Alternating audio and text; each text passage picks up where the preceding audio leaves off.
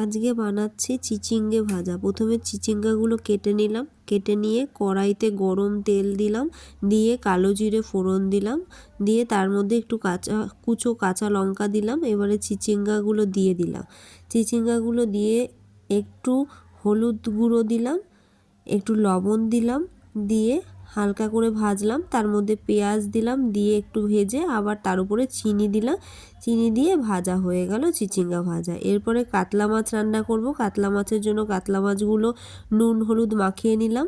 এরপরে সাদা জিরে আর আদা বেটে নিলাম, বেটে নিয়ে তার মধ্যে কাঁচা লঙ্কাও বেটে নিলাম, নিয়ে এবার মাছগুলো গরম তেলে ভেজে নিলাম।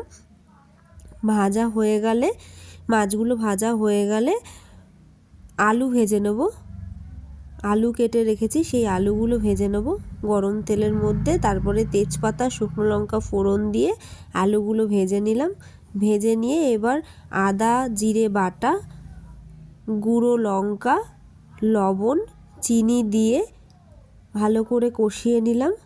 নিয়ে তারপরে তার মধ্যে কষানো হয়ে গেলে একটু জল দিয়ে দিলাম। জল দিয়ে ফুটে গেলে, ঝোলটা ফুটে গেলে তারপরে মাছগুলো দিয়ে দেব। মাছগুলো দিয়ে একটু ফুটিয়ে তৈরি হয়ে যাবে কাতলা মাছের ঝোল।